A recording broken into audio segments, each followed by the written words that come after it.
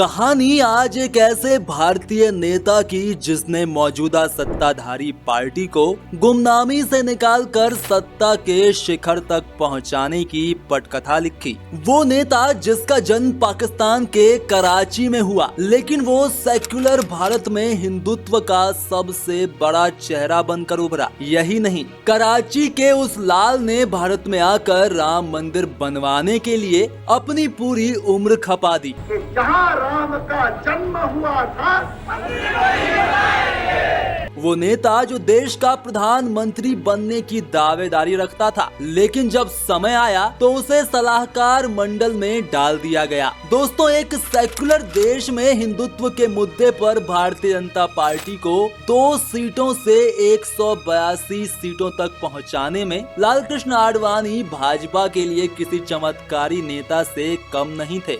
साल 1980 में भारतीय जनता पार्टी की स्थापना के बाद से 1986 तक लालकृष्ण आडवाणी पार्टी के महासचिव रहे। इसके बाद 1986 से 1991 तक पार्टी के अध्यक्ष पद का उत्तरदायित्व भी उन्होंने संभाला। इसी दौरान वर्ष 1990 में राम मंदिर आंदोलन के दौरान उन्होंने सोमनाथ से अयोध्या के लिए रथ यात्रा निकाली। हालांकि आडवाणी को बीच में ही गिरफ्तार कर लिया गया और इस यात्रा के बाद आडवाणी का राजनीतिक कद और बड़ा हो गया। 1990 की रथ यात्रा ने लालकृष्ण आडवाणी की लोकप्रियता को चरम पर पहुंचा दिया था। साल 1992 में बाबरी ढांचा विध्वंस के बाद जिन लोगों को अभियुक्त बनाया गया है, उनमें आडवाणी का नाम भी शामिल है। दोस्तों, 1990 के दशक में उनकी रथ यात्रा के बाद ही भाजपा राष्ट्र राजनीति में उभर कर सामने आई। लगभग 3 दशकों के संसदीय करियर के दौरान लालकृष्ण आडवाणी पहले गृह मंत्री और बाद में अटल बिहारी वाजपेयी सरकार के मंत्रिमंडल में उप प्रधानमंत्री रहे। 8 नवंबर 1927 को ब्रिटिश भारत के कराची में पैदा हुए लालकृष्ण आडवाणी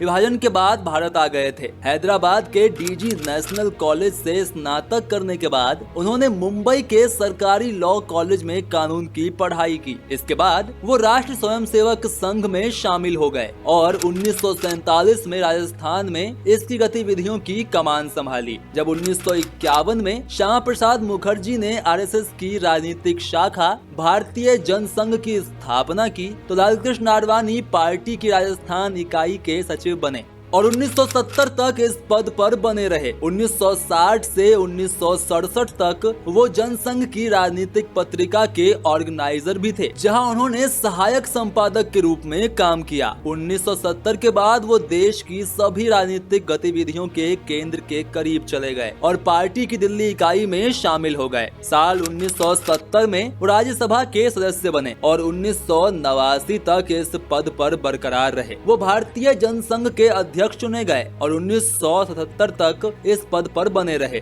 इसके बाद जनता पार्टी की गठबंधन सरकार में सूचना और प्रसारण मंत्री बने। गठबंधन सरकार में सूचना और प्रधानमंत्री रहने के दौरान उन्होंने प्रेस सेंसरशिप को समाप्त कर दिया। इमरजेंसी के दौरान बनाए गए सभी प्रेस विरोधी कानूनों को रद्द कर दिया और मीडिया की स्वतंत्रता की रक्षा के लिए सुधारों को संस्थागत बनाया। मोरारजी देसाई सरकार के पतन और जनसंघ के टूटने के बाद लालकृष्ण आडवाणी और अटल बिहारी वाजपेयी के नेतृत्व में 1980 में एक नई राजनीतिक पार्टी बनी, भाजपा का गठन किया गया। पार्टी को लोकप्रिय बनाने और अपने एजेंडे को प्रचारित करने के लिए लालकृष्ण आडवाणी ने 1990 के दशक में पूरे भारत में रथ यात्राओं की एक श्रृंखला शुरू की। साल 1998 में वो गुजरात के गांधीनगर से लोकसभा के लिए चुने गए। भाजपा के नेतृत्व वाली गठबंधन सरकार में वो 2 बार केंद्रीय गृह मंत्री बने। आडवाणी को साल 2002 में अटल बिहारी की सरकार में उप प्रधानमंत्री बनाया गया। 2004 के आम चुनावों में अपनी पार्टी की हार के बाद वो लोकसभा में विपक्ष के नेता बने। 2009 के आम चुनाव में वो अपनी पार्टी के प्रधानमंत्री पद के उम्मीदवार के रूप में सामने आए,